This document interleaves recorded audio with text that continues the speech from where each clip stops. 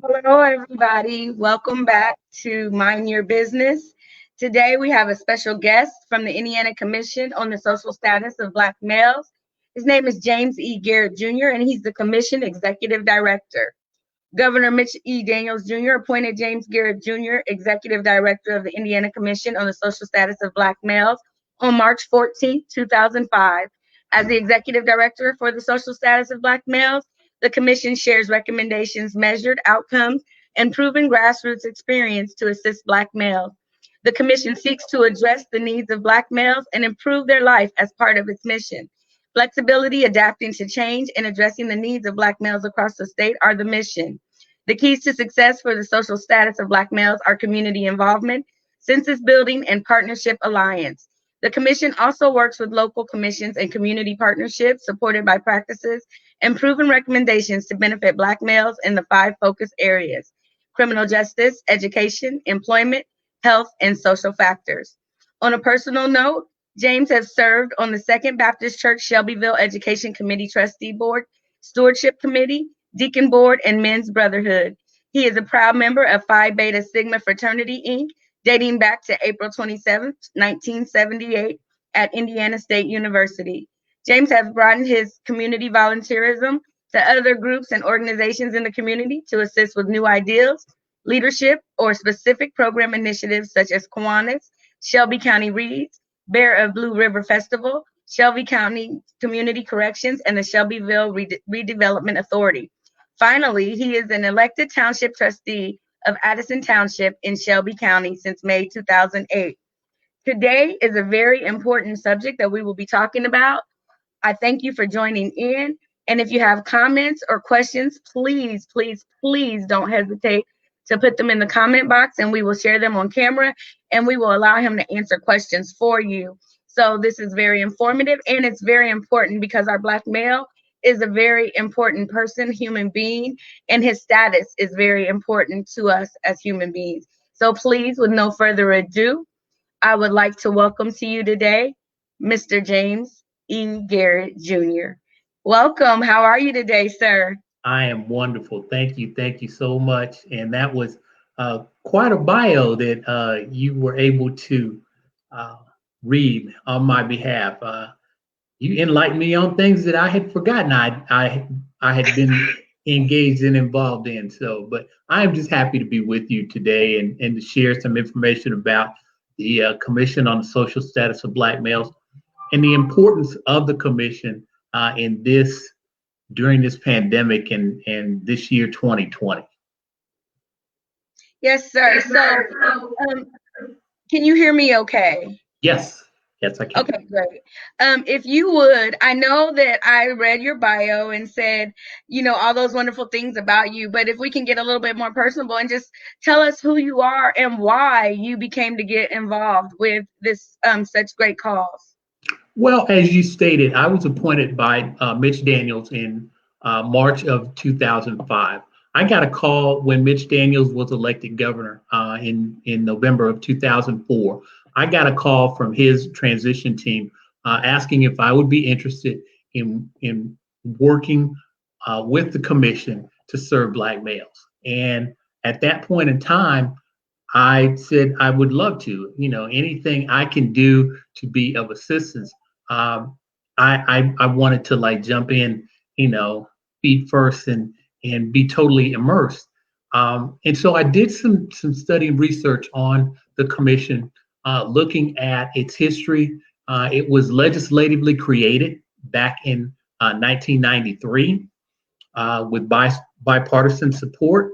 I read that the history of the commission was during that period of time when many local elected governing bodies were seeking to find ways to better prepare Black males or provide assistance to Black males to help them graduate and become employable and to take advantage of opportunities within their respective communities in the state of Indiana. And so over the period of time, the commission is charged statutorily with putting together an annual report. So that annual report identifies how Black males are faring or comparing with the majority population and other ethnic groups in the state of Indiana in those 5 focus areas: criminal justice, employment, education, health, and social factors. And from that report, we hope to generate suggestions, recommendations, possible legislative remedies to serve Black males. To give you an example, Black males in the state of Indiana have the highest mortality rate. We die at a higher rate than any other gender or ethnic group in the state of Indiana. Top 5 killers of Black males are heart disease, diabetes, cancer, strokes, and unfortunately, homicide. So what can we do to help Black males live longer? Well, one of the things that the commission has undertaken is the Indiana Black Barbershop Health Initiative. We started the initiative back in 2011, trying to find a way that we could engage Black men in talking about their health, in understanding the importance of screenings, and in essence, taking better care of their health and not managing their health by crisis. And we said, now where can we engage Black males in an environment where they will be open and honest and feel valued and feel a level of trust where they can share what's going on with them or issues relating to their health? Well, through a lot of thought and discussion, we figured and we decided upon the barbershop. And there was a model that was already in place by Dr. William Relaford, a podiatrist out of Los Angeles, California, where he had had successful engagement with Black males in the barbershop environment, screening them for blood pressure and blood glucose, because heart disease, hypertension, and diabetes are extremely prevalent with African American males. So we modified and tweaked his Black Barbershop Health Initiative to fit our needs here in Indiana. And I'm happy to say that after 10 years of the initiative, we have gotten into 60 barbershops in 15 communities, and we've screened nearly 1,000 participants every year during the month of April, which is Minority Health Month. And now Black males look forward to our annual event, whereby they say, well, you know, I'm not going to go down to the hospital, or I'm not going to go to the clinic. I can get my vitals, you know, screened at the barbershop in an environment that I'm more comfortable with, and in an environment with people who look like me and make me feel that there's a level of trust. So that's how the commission, you know, gets involved in things. We've done expungement affairs after the 2013 Second Chance law came into effect. We've done employment fairs.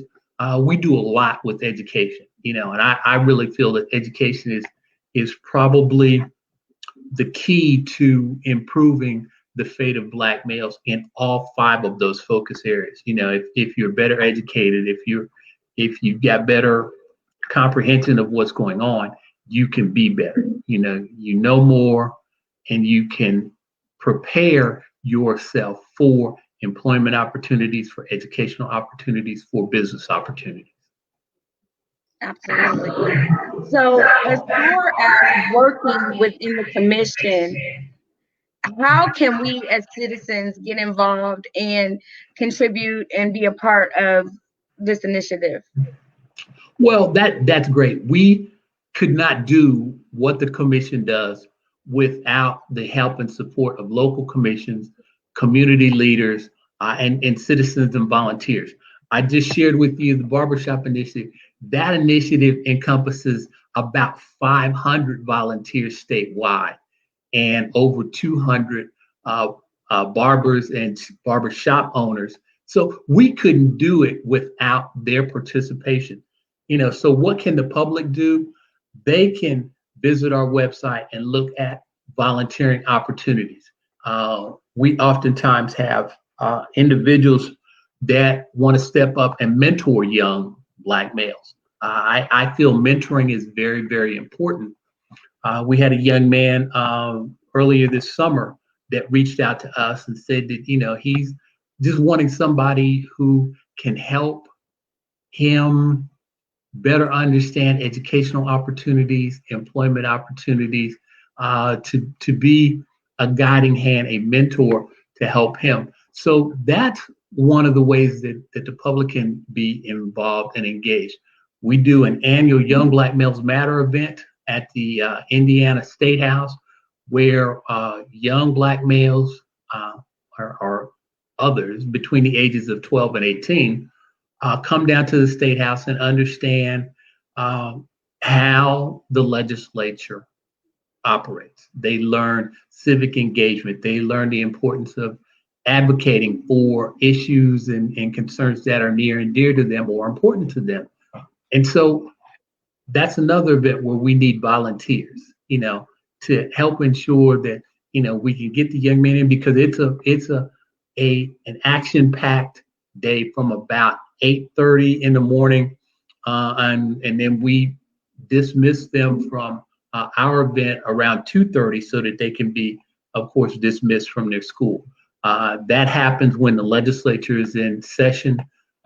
This past year's Young Black Males Matter event occurred on February 25th.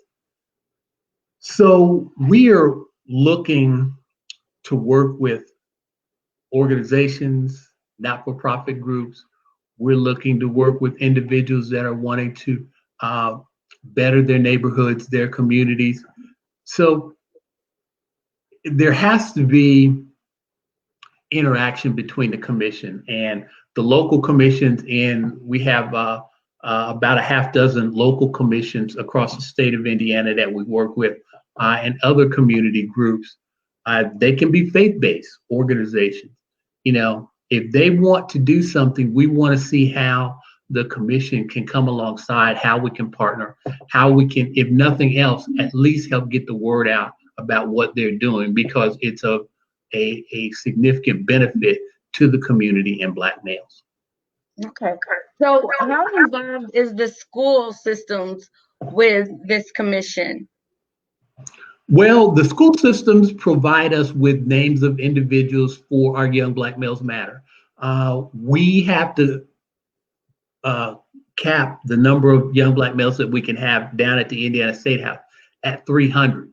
And so, we don't just want to take 300 young Black males from IPS or from Indianapolis. We want a statewide presence. And so we have school administrators that help us identify young Black males. So we try to get, 25 or 30 from, Gary and Northwest Indiana. We try to get, 20 or 25 from South Bend and Fort Wayne and Evansville. And of course, Indianapolis, we usually get 40 or 50 youth from Indianapolis. We get youth from Terre Haute, from Richmond, from Kokomo. And so we try to work with the school corporations on identifying youth that would benefit from our Young Black Males Matter event, and maybe it's an inducement to entice them to want to be better students, because not only do we want them to learn about the legislative process and the three branches of government, but we want them to understand that they have a voice. Even though they may not be a voting age yet, they can advocate for issues and concerns that are impacting them. And that's very important, whether it's how do we lobby the school corporation about getting healthier foods for us to eat in the cafeteria, in the a la carte line, or how can we make changes, in school policy?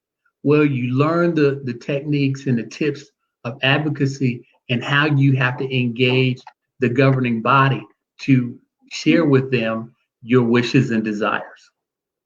Okay.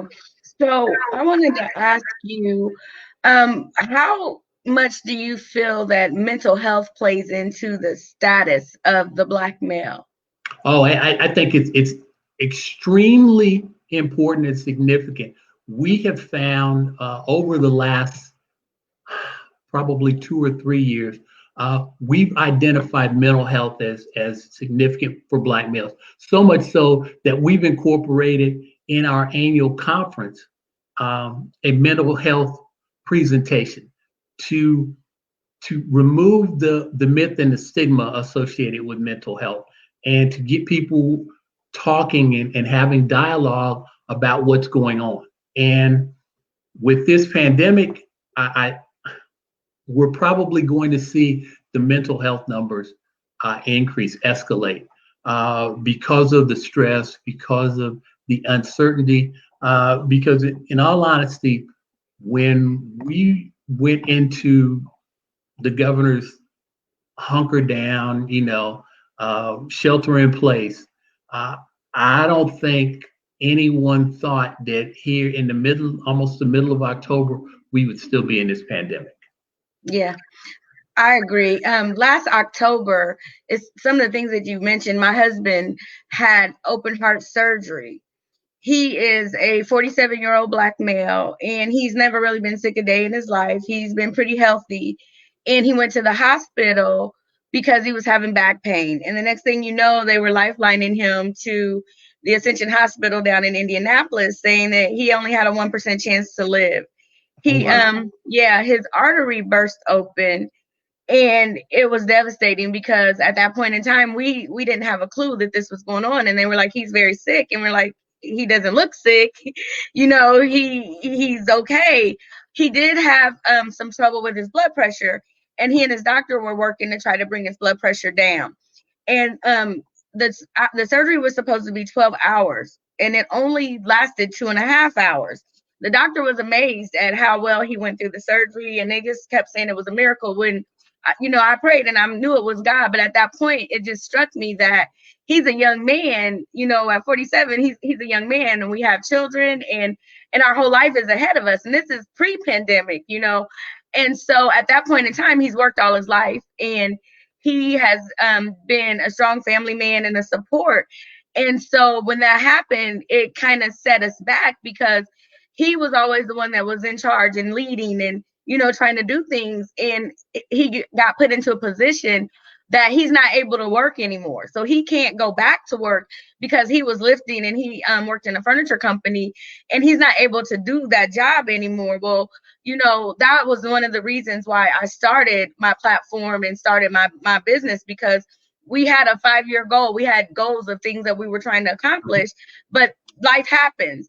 And, so with that, he kind of, when pandemic hit, so March comes around, and he's steadily recovering, and now he can't go back to work, and now we can't leave the house. And now you see all the things that's going on in the television with these males. He's got more time to read. He's got more time to look. He's got more time to see. This started pressing on him and started weighing on him with what was happening to the Black male in the community and within the country. And I could see the weight that it had on him. And it was very discouraging to me because I didn't understand. And he sat me down and he explained to me being a Black male and the things that you have to go through and the things that he's dealt with. And and I never even looked at it like that, because I always say, well, you're not like that.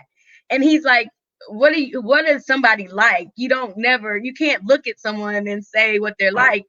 And so again, with him being sick, we couldn't look at him and tell that he was sick, but he was sick. And so with this new age of the pandemic and with everything going on, I am a mindful coach. And so mental health is something that is very, close to my heart, especially with everything that's been going on, because I see the stress that it put on this strong Black man that I lived in the home with.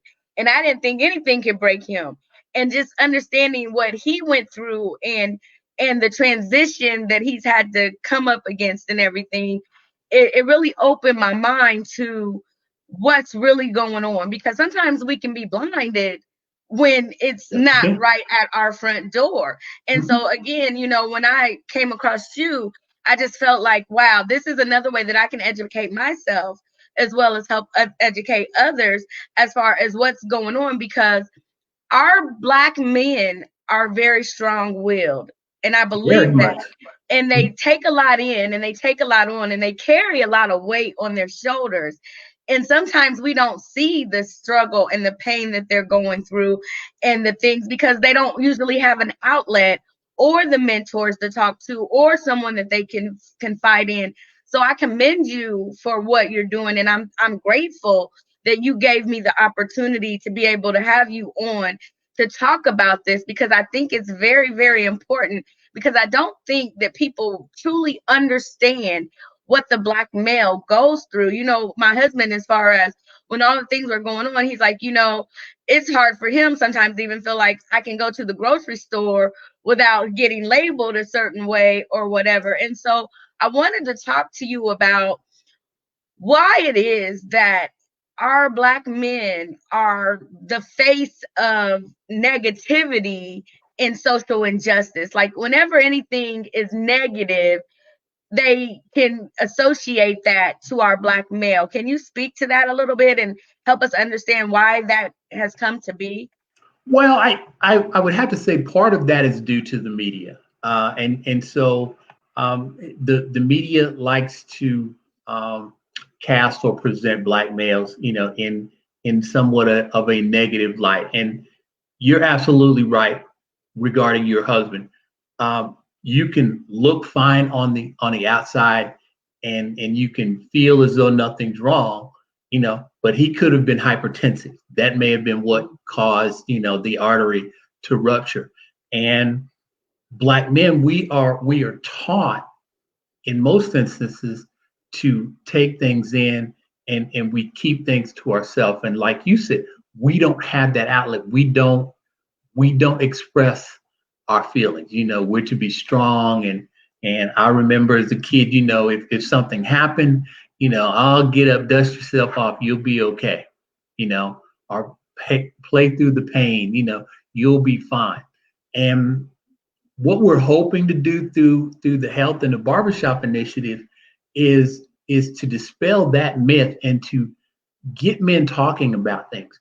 With what went on with George Floyd, what's going on with social injustice, what's going on with Breonna Taylor, and even in the Indianapolis community, the young man that was shot, Deshaun, that was killed. That's a lot to take in, and as a Black male, you kind of feel all of that on your back or on your shoulders. And yes, you're concerned with how the community is viewing you, how people are viewing you. If you go to shop, or you happen to be out, are labels being put on you, and it can be challenging, and it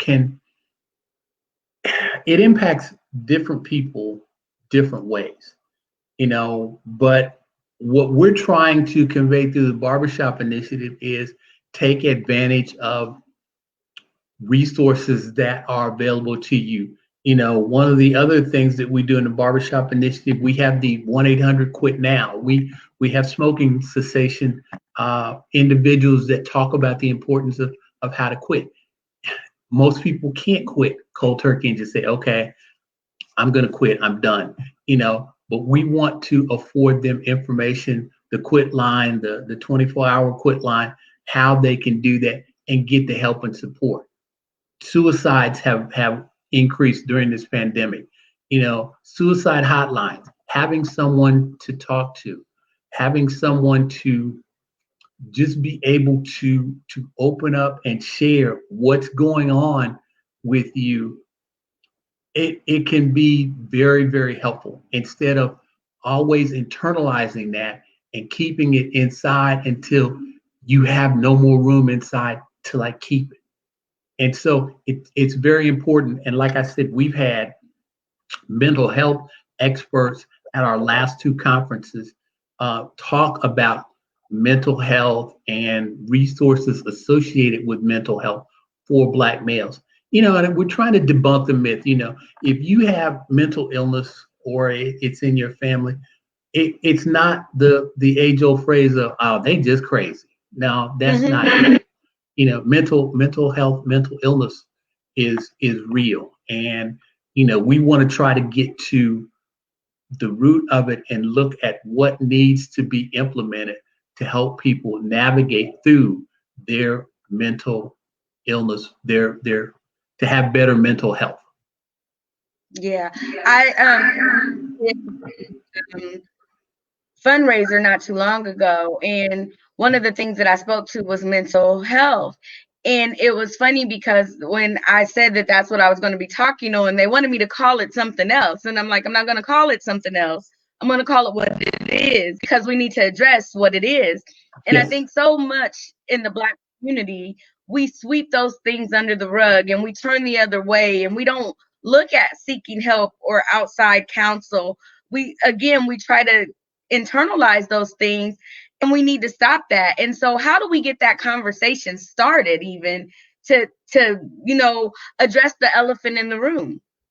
Well, we do just that. We start talking about things, speak truth to power, and we talk about diabetes. The medical term is diabetes. We like to, in our community, with so-and-so has sugar, Yes. No, it's diabetes, and there's type 1, there's type 2, there are different types. And interestingly enough, diabetes is an illness that can be managed, well managed, with diet and exercise. So it doesn't even require extensive medical procedures oftentimes if you get it early. High blood pressure, hypertension. If we don't want to call it mental illness, mental wellness.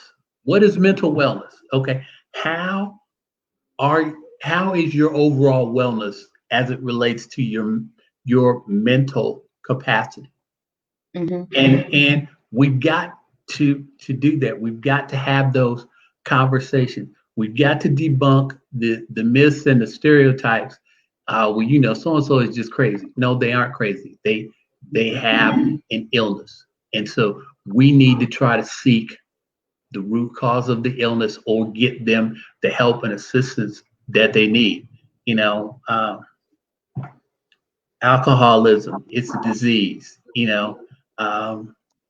Smoking, tobacco, nicotine is very, very addictive. And so I guess more than anything, what the commission seeks to do, and what we seek to do with our partners, is get the information out. Information is power. If we can enlighten and inform Black males of resources that are available to assist them, and work to get them to access those resources, or the other thing that the commission does, we work with those service providers and we try to direct those service providers to the constituents. If you can't go to the mountain, you bring the mountain to where the folks are, where the people are. Mm-hmm. So right now you've got let me see. You've got a program that's going on right now from the 15th through the 18th and the 29th. Is that correct? Yes. Can you talk a little bit about? Yeah, we have our annual Black Males Conference, and this is the 27th annual conference. Of course, all the previous conferences were at a venue or at the government center where we gathered and we convened and we had breakout sessions and the like, and it'd be a 1 or 2 day event. Due to the pandemic, we had to pivot. We had to do something else. And rather than not have our conference, we decided to take our conference virtual. So last Thursday was our first virtual conference webinar. It was on criminal justice. We had panelists that talked about resources to help individuals before they become incarcerated, or to help them with reentry after they have served their time and paid their debt to society. And it was a lively discussion. It was engaging. Individuals conveyed to me that they learned things that they didn't know before, as it relates to reentry and expungement, and what you can and can't do, and how you identify resources. This Thursday, our discussion will be on health. And I'm sure that we're going to talk about mental health, and we're going to talk about issues that are impacting Black males. Like I said, the 5 killers of Black males are, cancer, stroke, diabetes, heart disease, and homicide. Well, we definitely can do something about the homicide. And I mean, we want to get Absolutely. the medical information on hypertension and cardiovascular disease and diabetes and diet and exercise and what people can do. The importance of screenings speaks to individuals catching things early on so that they can be resolved so that you don't get a cancer situation and you're finding out about it when it's in stage 4. And then the Now, as final. far as the screening, no, go ahead. Go ahead. I'll ask you in a minute. Okay. And our final webinar session on the 29th will be on education.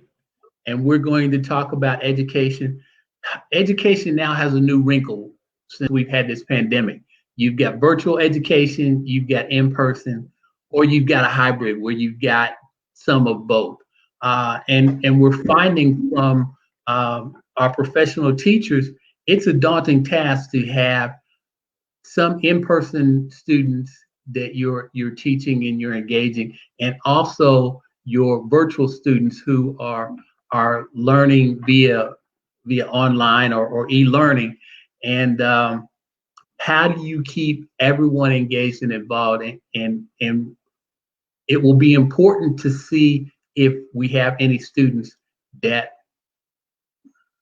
fall into the gap or lose compared to their classmates in the field of education. And so the next round of standardized testing, I'm sure will be compared with previous years or what we will call pre-pandemic.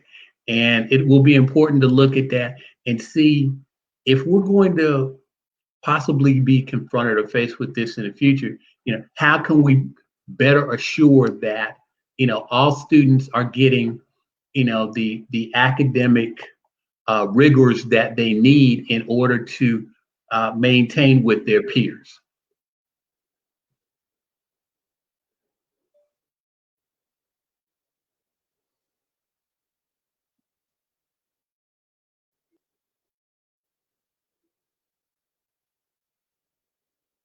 Yeah, I would agree. I think education is very important all the way around as far as just educating the Black male, but educating the household that Black male is coming out of. It has to start there to understand what we're dealing with before it gets to where you are gone. Oh, Would you're you say, absolutely. as far as the screening goes, can you hear me okay? No, you're fading in and out, and your screen keeps freezing. I think connection is a little. Can you hear me okay? Yes.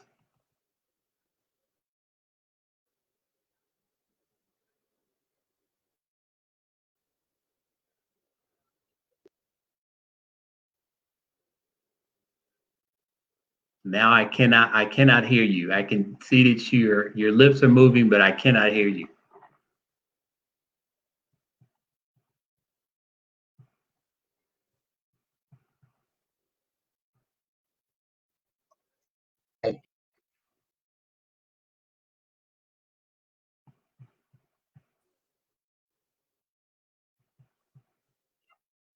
Okay. I wanted to ask you about the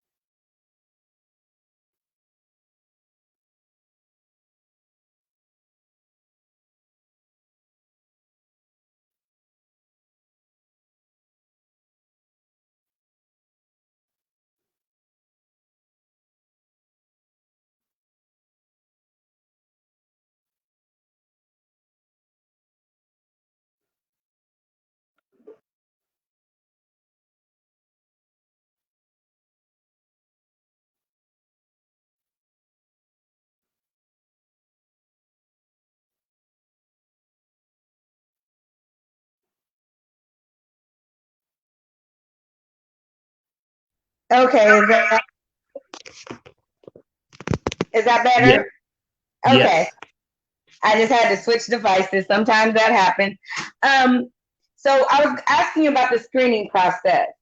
As far as where I live at, I live in Muncie, Indiana, and I know that we've done the expungement program, and we've brought some children, some young men to the State House for your program.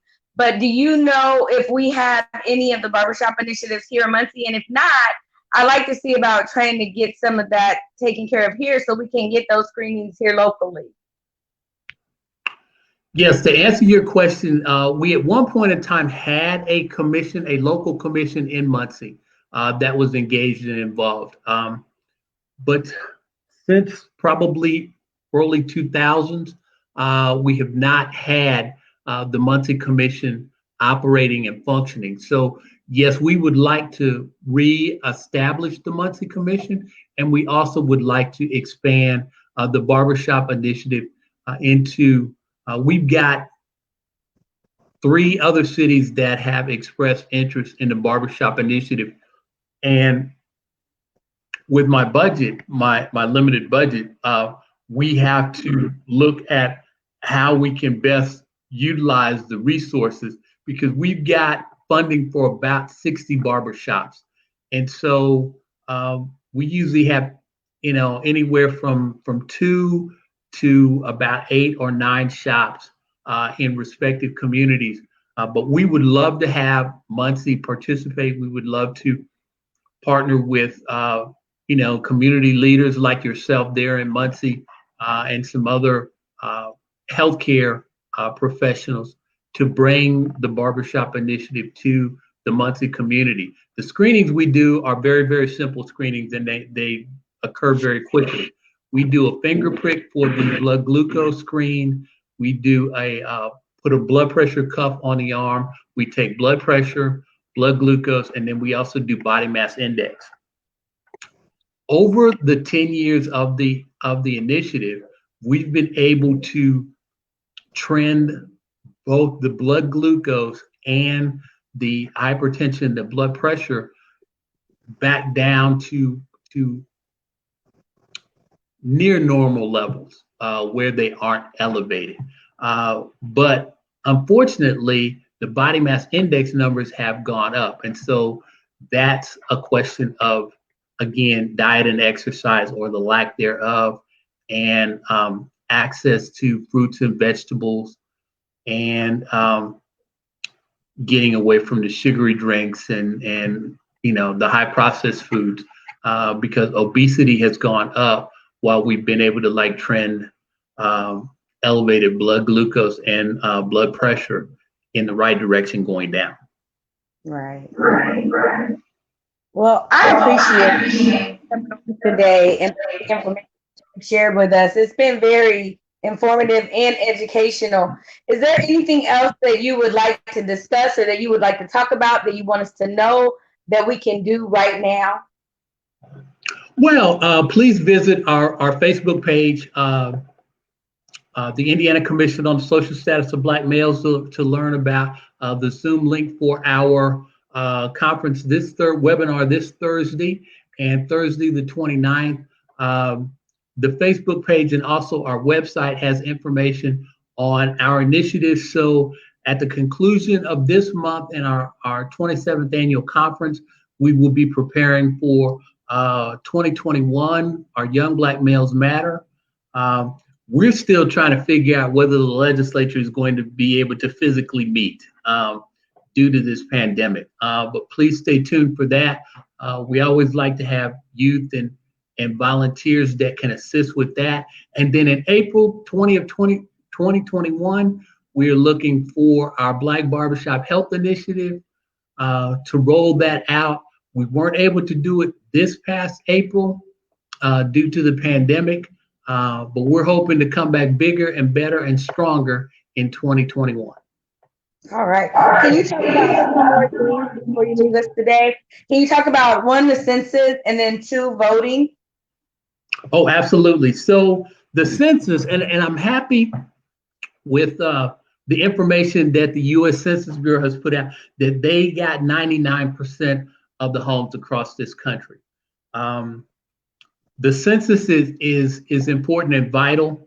I think for too long, people have looked at the census as being prying and trying to get into their business. That's not the case. Financial resources, state resources, tax dollars are allocated based off of numbers. And I mean, and you've got to provide services where the numbers of people are. So it's important. And for minorities, it's important for us to be counted so that we can convey to legislators, to policymakers, to people in positions of authority and responsibility that we have a significant community that needs to be served, whether it's with transportation, health services. It's interesting in some communities, principally the capital of Indianapolis, the majority of the hospitals are outside of the 465 Beltway. There are only 2 or 3. And so if you live in the inner city, you have limited access to health facilities, and so we need our numbers to convey to people this is where a significant number of individuals are. And if you aren't going to build a hospital, maybe you need to build an urgent care facility, or some other health facility to address their needs.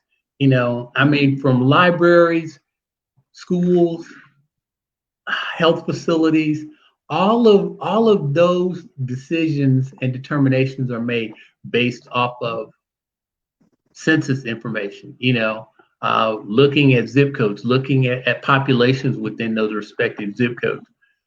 So I'm happy that they did a great job, apparently, of getting at least 99% of all households counted. Now, as we're coming up on November 3rd in the election, again, it's vital and critical for individuals to exercise their right to vote. And in Indiana, fortunately, we have early voting in practically all 92 counties. And so I know the election the election day is November 3rd, but in most Indiana counties, early voting has already begun. It started in most counties last Monday, October 6th. Early voting started, and some counties are vote center counties whereby if you're a registered voter, you don't even have to vote in your assigned voting precinct.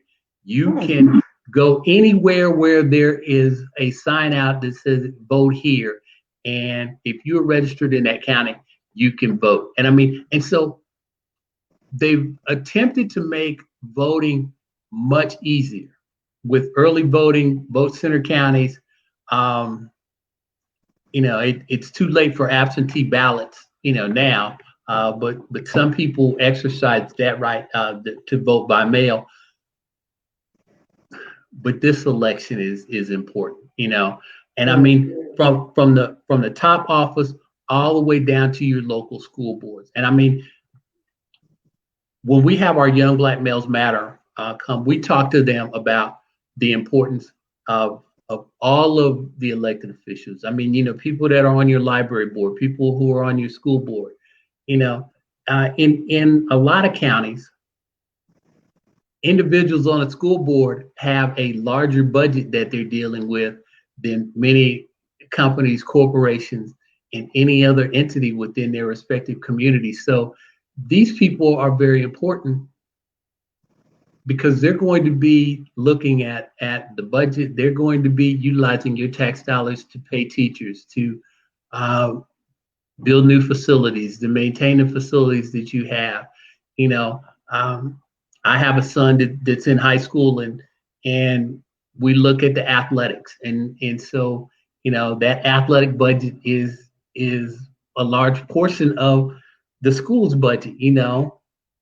what about those parents or those students that aren't athletes? What if their extracurricular activity is music or the band or theater? Are we utilizing our resources to the best advantage for all of the students? Yeah. And you touched on something earlier before we had kind of our communication problems about education. Education has to be looked at holistically. We don't just educate the students. Education has to be embraced within the household. Yes. And so if there are issues or challenges with the parent or parents within the household, we need to be able to identify educational resources that can help them. And a lot of parents are seeing or have found out through this pandemic that by educating their children at home, many of them found that they could use a refresher course on some of the mathematics and some of the social studies and the history, because you may have learned that 20, 25, 30 years ago, but how do you help your child or your children better understand this now? Yes. Yes. I would agree. We have all girls. We have one little boy. He's not in school age yet. He's 3. But all the other children are girls, and they're all in school. And thank God they all make good grades and everything. My husband and I are also in college. And so everyone in our house is going to school at this time. So we can all help each other. But the households that don't have that educational background or that don't have those educational resources, they do need that help. And I saw a lot of parents online that were kind of nervous about keeping their kids home or not being able to keep their kids home because of having to go to work or not having the internet or having the resources at home. And so well, I'll just put this out there, but I do know that Comcast offers a program where they give free internet to children that receive free lunch. Do you know of any other free resources out there that offers free internet or free services like that? I know that AT&T, I don't know whether it's free, but I think that they've got a program similar to Comcast to help those who are less fortunate, that qualify for free or reduced lunch. And the other thing that we found is through local community centers. They need to have that information so that it can be shared with single parents, or families, to ensure that the necessary resources are available for these young people that are doing e-learning. It's one thing for the school corporation to provide them a device, an iPad or a Chromebook or what have you, but that won't do any good if there isn't high-speed internet in the home or Wi-Fi accessibility. And so, again, taking a holistic approach to this, what is it that people need? How can we ensure that they get the things that they need? I applaud you and your husband. You've got education covered in your household. And that's important. I realize everyone, can't go back to college or to community college to further their education. And some don't have that desire, but what we do want is we want to try to identify possible resources to assist people and access homework hotlines. How can you get math tutorial assistance if you need it? I'm blessed. I've got a mother-in-law who taught higher mathematics for probably 30, 35 years. And so when my son has questions about algebra, geometry, things like that, he can go to his granny and contact her. Everyone doesn't have that opportunity, but if we can identify mentors, if we can identify resources within our respective communities or churches or neighborhoods that can assist people, that's what we want to do. Because it's cliche, but we're all in this together, and we want Indiana to be as one and for everyone to benefit, because what happens, individuals that are left behind, we have to take care of those who are left behind. Yes, I totally agree. Really appreciate it today. And I know I said I had two last questions, but I do have one more because I'm a strong advocate for the Black male. And a lot Thank of you. times they catch a lot of flack. Fathers, they get called deadbeat dads and absentee fathers. But can you speak to those fathers that are single fathers that are actually stepping up to the plate, that are taking care of their children and are replacing the mothers these days? Well, I applaud anyone who takes care of their responsibilities, be it a single mother or a single father, you know. But the one thing I will say, whether you are a single mother or a single father, don't diminish the community and the support services that you have. Don't be so proud that you feel that you have to do it alone, because you don't have to do it alone, and what we've attempted to convey with young Black males who are fathers and not engaged in a marital situation is be a part of your child's life, do the best that you can, try to do right by the child. We've worked with the Marion County Prosecutor's Office, and it's been very successful on a driver's license amnesty program and also a child support amnesty program. And I mean, whereby, okay, come in, be forthright, be honest, share your situation. Let's see how we can help you to mitigate your getting your license reinstated and or making payment arrangements for your child support that's in arrears, because simply locking them up for, driving on a suspended license or failure to pay their child support doesn't benefit, that mother or those children. Yeah. And would you say out of fathers that are single fathers raising their children and you're coming through your program? Oh yeah, and we applaud them and we want to support them. But again, for those single fathers, we don't want them to feel that they have to go it solely alone.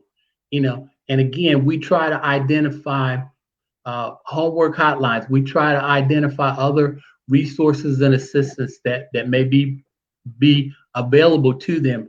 I work with a group of men. We've got a safe sleep men's work group. And what we do is we provided father-focused baby showers where we made the men feel like women feel when they have a baby shower. We made them feel important. We made them feel special. We provided them diapers and pack and plays and other helpful information. But more than anything, just having men in the room, talking about what's going on, either soon to be fathers or fathers who had a child that was just delivered. It's invigorating and it's helpful because you don't have to feel as though you're alone. And if you've got hesitation or trepidations on changing diapers and how to install that car seat, we have men who can talk about, well, yeah, this is what you need to do, and these are resources that are available. Oh, well, I didn't know that. Well, yeah, so you don't have to go it alone, but yes, we salute and we applaud those fathers that are stepping up and taking care of their responsibilities. Amen. Well, I thank you again for your time. Can you go ahead and tell them again where they can reach you, your Facebook page, and how they can get a hold of anyone in the commission and how they can volunteer? Great. Again, our Facebook page is the Indiana Commission on the Social Status of Black Males. I ask you to go and like our page and stay abreast of what's going on. Our website is www.in.gov /ICSSBM. And we have our meeting and information on our website. And I can always be reached via email at jgarrett, GARRETT, at ICSSBM.in.gov. Or if you simply need to like call and speak to me, I can be reached at area code 317-670-7125. Again, 317-670-7125. Thank you so much for your time. Thank you, everybody that was able to join me today. If you weren't able to catch this live, I hope you will see the replay because this was some very good information, very informative.